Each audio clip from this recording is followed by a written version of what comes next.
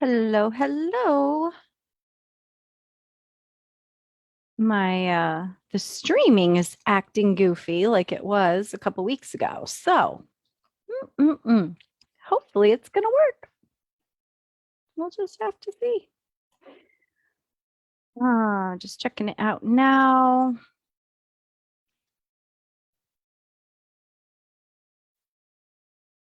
How's everybody doing? Okay, seems to be on. I don't know. So I'll just start talking. It keeps saying something about API something something permission, and I think that's what it did a couple weeks ago.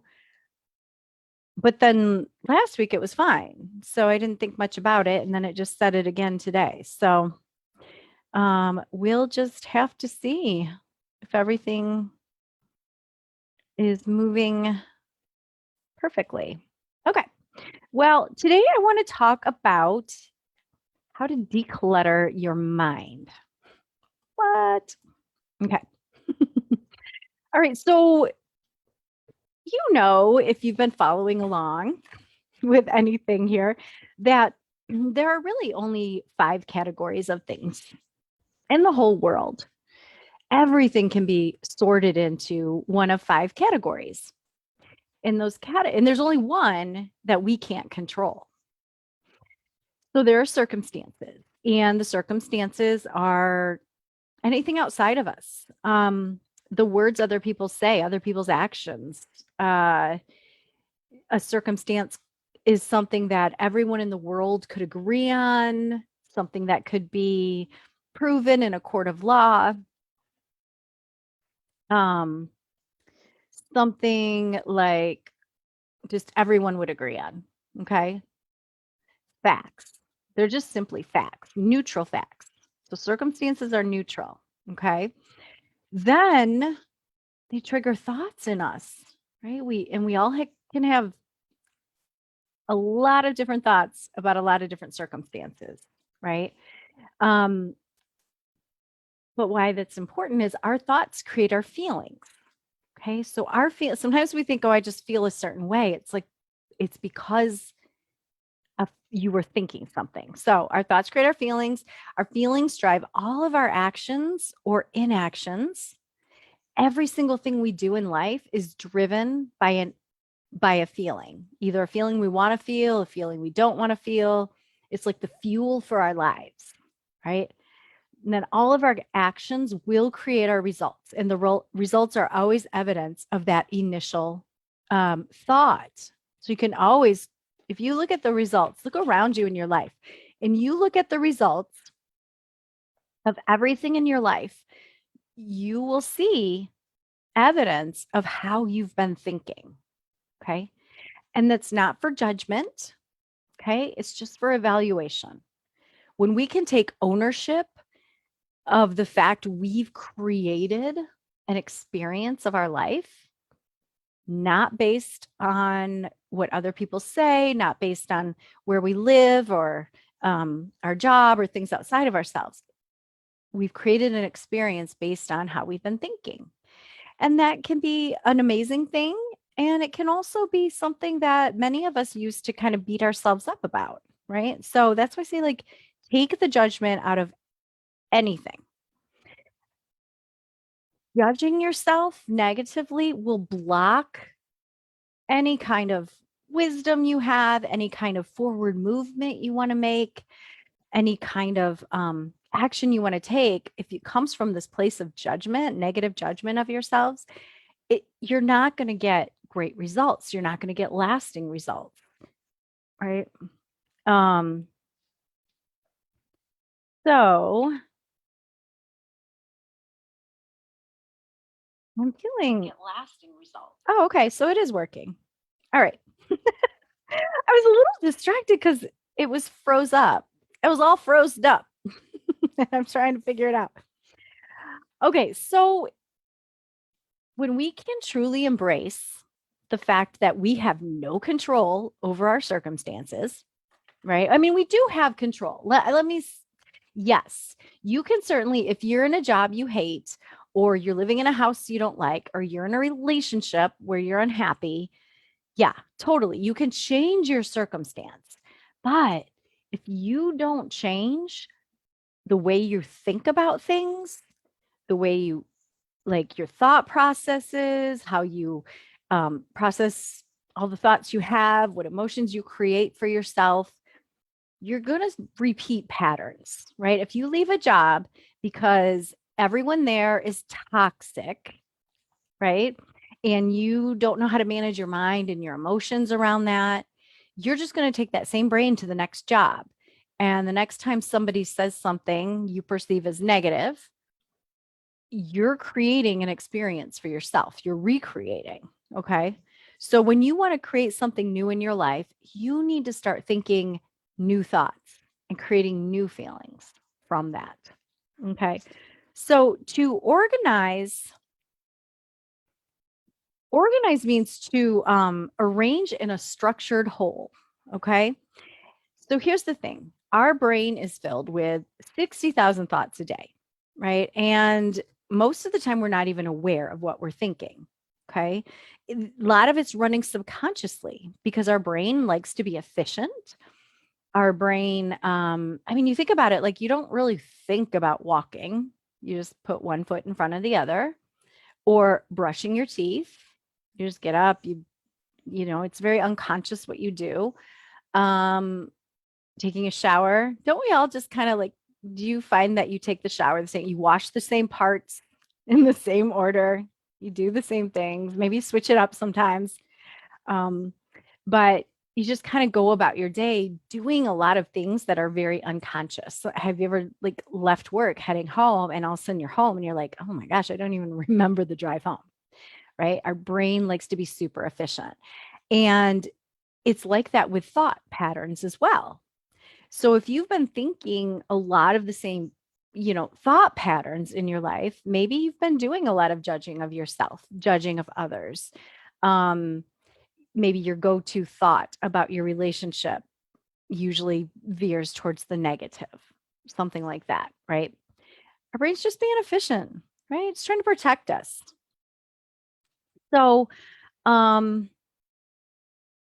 so you don't need to organize those like things like brushing your teeth and walking. Like you don't need to organize that kind of thing deliberately, right? The repetitive and programmed thoughts don't always just need to be organized. They serve us very nicely. But there are some in there when we have a very mismanaged mind or very disorganized mind, if we're not paying close attention to what we're thinking, we're creating things in our lives without realizing it. We're creating things in our lives we don't necessarily want. Okay. So, how to begin to organize your mind? Well, first thing you want to do is take a look at those thoughts very objectively. You want to separate out your thoughts from who you are, right? Our thoughts are just thoughts. Our brain offers us thoughts. From the minute we're born, and probably before we were born, we've been downloading information our whole life, things our parents taught us the way to be. Our parents taught us many beliefs. We grew up, we started listening to our friends, right? Our teachers, our peers. Then we went out into the world and we just absorbed information from the world. And so many things that we think repetitively have just become beliefs that we think are true. They're just the truth, right? How people should behave, how friends should behave. We have manuals for other people, right? We have big, thick manuals for ourselves, like what we're supposed to do and how we're supposed to behave and think and do, right?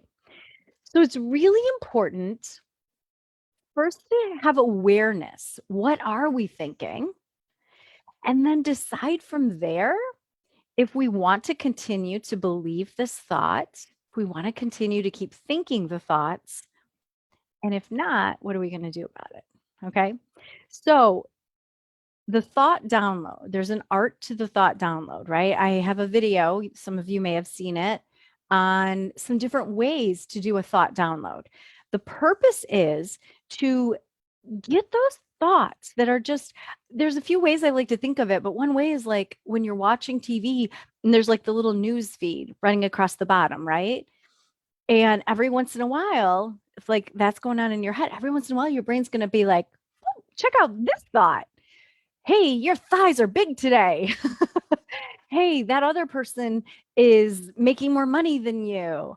Hey, that person did something mean to you. Like those are just thoughts. They're all just thoughts, right? We think they're observation, but our brain is just offering us thoughts. So when we can detach ourselves from the thoughts we're thinking and really become the watcher, it's kind of a Buddhist kind of narrative there, like become the watcher of your thoughts, become much more aware of your thoughts. What are thoughts versus facts? The first way to start organizing is to get them out of your brain onto paper so you can view them objectively and then start to categorize them between thoughts and facts. Okay. Feelings aren't facts. Um, Anything that has like an emotion tied to it, not really a fact, doesn't go in the C line, the circumstance line. Opinions don't belong in the C line, right? So you start separating those things out. And then you can, like if you know the model and you've learned how to self-coach using the model, you can see then how that thought, what that thought is creating for you in your life, right? We'll do the weight, an example as far as weight, right? You step on the scale, there's a number. I'm so fat is your thought. And from there, you get a feeling of possibly shame, right? Shame or like just some harsh judgment on yourself, right? And from there, the actions we take from like shame, we go and hide. Shame is a is like a hiding emotion, right? So you may go hide in a half gallon of ice cream. You may go hide literally under the covers of your bed. You may hide from the world, from social events, right? And it just perpetuates that over and over. So take a look at your thoughts, see what they're creating for you, and then you can ask yourself some questions, right? Is this thought serving me?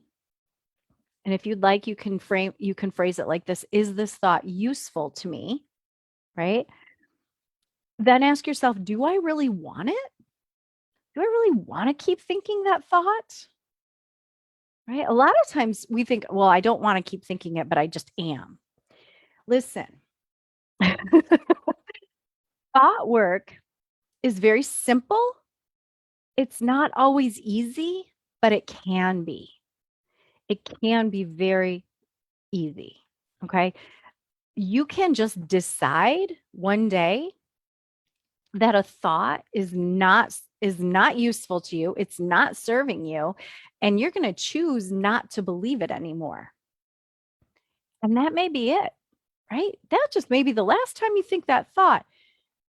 I'm going to offer to you that the thought's probably going to come back, but you don't have to be afraid of it coming back. You don't have to be afraid that thought's going to come back and then you'll feel shame. You can notice, oh, that thought's back. Oh, I've decided I'm not using that thought anymore, right? I'm not entertaining that thought anymore.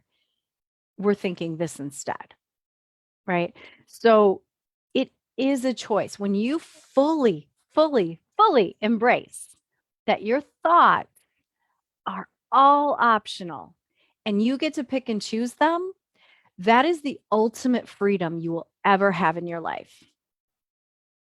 The ultimate freedom. You don't have to, even if 99% of the world could agree it's true, right? If you say, something like my mother-in-law is very negative, right? That doesn't go in the C line, right? You can put the word she said in the C line, but the thought she's negative, that's a thought. Okay. Even if your whole family agrees, right? It's still just a thought. Now, you can then decide, do I want to keep thinking this thought? Is it useful? Like, is it useful for you to think my mother-in-law is negative? Because here's what's creating. You're thinking my mother-in-law is negative. You feel kind of judgy, or maybe you just feel like unloving, right? It's not a warm, fuzzy feeling. So then you take actions of, maybe you contradict the things she says, maybe you avoid talking to her, maybe you talk about her to the other family members. And the result of that is you're being negative, right? That's that's a model that you can do. You can play out with yourself. I'm thinking this thought about the words my mother-in-law said. I feel this way. And when I feel this way, these are the things I do. These are the things I don't do. This is what maybe I'm thinking in my head. This is, the things I'm saying to other people about this person. And then that's what it's creating in your life, right? It's always evidence of the initial thought in some way, shape, or form. Sometimes it takes really building out that action line to figure it out, though. But here's the thing. So you can continue to think my mother-in-law is negative, and you may think, is this thought serving me? Who knows? Maybe you'll figure out a way to justify it, right? You might justify that thought. Well, I do want to keep thinking it because it does help me, because then I can notice that she's being so negative. But what's that creating for you, right? So you then ask yourself, do I really want this thought, right? How do I feel when I think that? I don't feel really great. And by the way, I just want to share with everyone, my mother-in-law is amazing. She's not negative. Just put that out there. Other people may think that, and I've heard that from a lot of people. So just wanted to clarify that. But right, so you get to decide, do I really want it? Like, I don't feel that great when I think it, and my feelings are for me. Like, we get to feel our own feelings, right? Our thoughts create our feelings. Other people don't. The circumstance never creates your feeling. It's always your thought about it. So the words mother-in-law says do not cause you to feel judgmental or, irritated, right? It's your thought. My mother-in-law is negative. So whatever thought you have. So you can decide then, this thought's really not serving me. I don't think I want to keep it. Here's another question you can ask. Is it current or outdated? Like, you may have thoughts you've been thinking for a very long time that you just hold on to just because you've always thought it. So let's use, you can even use the example I just did with the mother-in-law is, maybe mother-in-law used to be kind of negative. Maybe some stuff happened in her life and you've just been thinking she's negative, even though the words she says have changed. Maybe the things she does have changed, right? But you haven't noticed it because you keep practicing this thought, my mother-in-law is negative. So decide, is this thought current? Is it outdated? Right? And we can think about that with like the thought, oh, I hate my body. Right?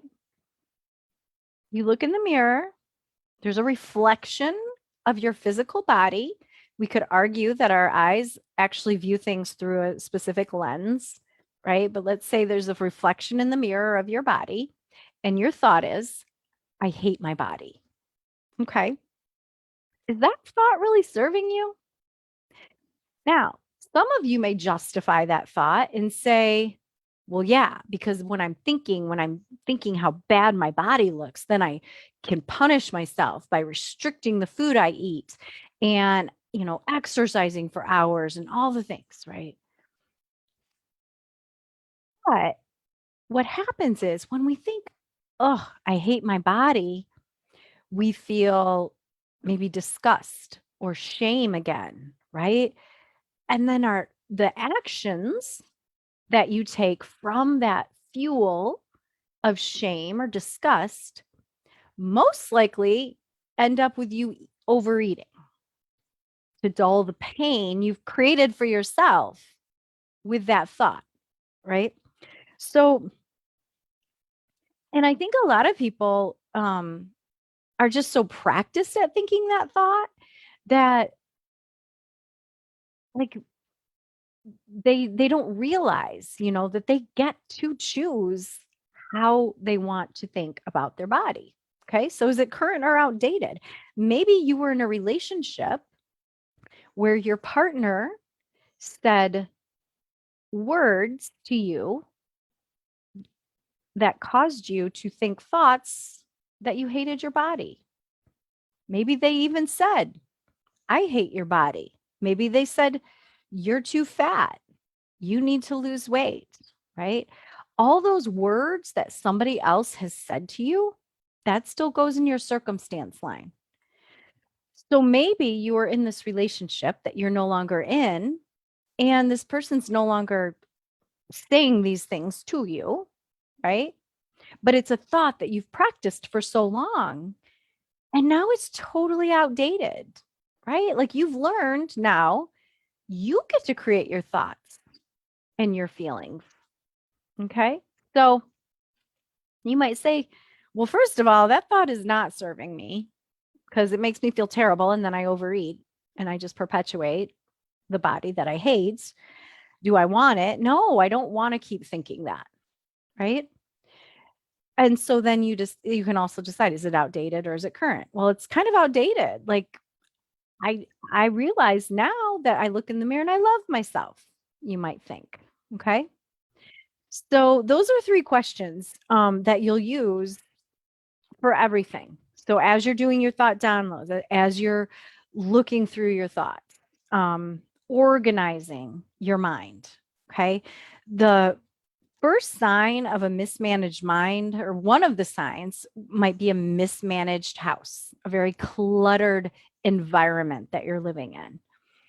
Maybe your car, very cluttered environment. Maybe the company you keep, the people that you spend your time with, that could be a sign of your mind not, being mismanaged. Are you very reactive, right? When people say words to you, is your first reaction to get angry, to lash out, to be defensive, to try to tell them they're wrong, right? Why they're wrong and why you're right. So that's a sign of a mismanaged mind. Someone who's at the effect of all their emotions, all their thoughts and feelings. They don't know how to allow emotions in their body, and they're constantly reacting or resisting or avoiding emotions. Okay. So that's a sign of a mismanaged mind.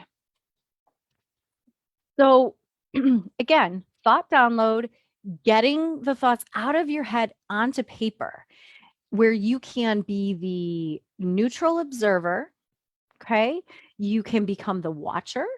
You can step outside of yourself. It's very, very difficult to organize while you're in the mess. Like, have you ever gone into like your kid's room? You can't even step anywhere on the floor. Maybe it's your bedroom. There's like not even anywhere to walk. It's very, very difficult to start organizing from within the mess. Okay. So you want to take everything out, of the room, we'll say, take everything out and then start placing things very carefully back into the room, how you want them. Okay. So the same thing with our brain, with our mind. You want to empty out the contents of your mind like you would your purse. Okay. So you dump out your purse, you dump everything out, all the old gum wrappers and old receipts and your credit cards and all the things like that. And then you decide very carefully. You wipe out the purse, dust it out, clean it, wipe it down, make it all nice and pretty. And then you very carefully put only those things that you want back in your purse. That's like your mind. Okay. Your closet. I highly recommend anytime you're cleaning and decluttering something like that, take everything out. Freshen up. Like if we're thinking of the closet, freshen up the inside of the closet, clean it all up, paint it, make it nice and beautiful, buy beautiful new hangers and just organize. Put only those things back in. And you can use those questions as you're putting your clothing back in your closet as well. Okay. Um, is this useful to me? Is it serving me? Do I want to keep it? Right? Is it current or outdated? Ask yourself those questions. And if not, you can get rid of it. Same thing with your thoughts. Get everything out of your brain and know that it's an ongoing process, right? If you get rid of that thought, I hate my body, and 3 months later it pops up, you're like, oh, time to clean out my brain again. Let me get those negative thoughts out. Let me take a look at them, see which ones I want to keep. Okay. And I've done we've talked at other videos about thought ladders. So we can talk about that another time, but how to organize your mind is just the first step is always seeing what the hell's in there. What are you thinking? Right? What's creating your life experience? And do you want to keep creating that? Do you want to keep coming home and seeing the stacks of shoes and the piles of mail and the undone dishes in the sink? Right? Do you want to keep looking at your brain, doing thought downloads and having it always be negative? Like it takes a while. It takes a while. You got to pull those thoughts out, scrub them clean, figure out your thought ladder. Like, what do you want to think instead? Okay. And then practice. Like if you told someone like, I want to do 50 sit-ups, you're going to start with one and it's going to feel really hard, right? But you've got to keep practicing in order to accomplish that. Or burpees. Ugh, I'm not a fan of burpees, but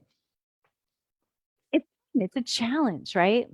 So cleaning out your mind, organizing your mind is just like going to the gym for your mind. You're building that muscle. You're building the muscle of becoming aware of your thoughts. What are they? What are you thinking? And the deciding on purpose, what you truly want to believe. Okay. So, awesome, right? 4 steps to that: become aware, right? The thought download, ask the 3 questions, and then make a decision. So the 3 questions: is this thought serving me or useful to me, right? Do I really want it? Is it current or outdated, right? And then make a decision. Just make a decision, right? And then say goodbye. If you want to say goodbye, goodbye. Get rid of that thought. And then create what you want to think on purpose. And then any result is available to you. I promise. Right? So if you have any questions, let me know. And I hope that you found this useful. I'm going to be doing a class in about an hour through the Live Well community, and I'm just going to be talking about the same thing. So anyway, yeah, if you have any questions about organizing your mind, if you have any questions about anything, shoot me a message. And if you are interested in one-on-one coaching, this is what I do with my clients, right? They come to me and they say, this is where I'm at, right? This is where I want to be, but I don't know how to get there. And then I help them get to that place that they want to be. And it can be anything, right? I can help you to relax the weight off for the last time. Seriously, right? Like I just want to cross off the perpetual weight loss off everybody's to-do list, right? We don't need to be thinking about that. If you weren't thinking about how much you weigh, the weight you have to lose, right? Or all the flaws in your body, what would you be creating and thinking about instead? Right? Once you can like be done thinking about all of that, there's so much opens up to you. We have one wild and precious life.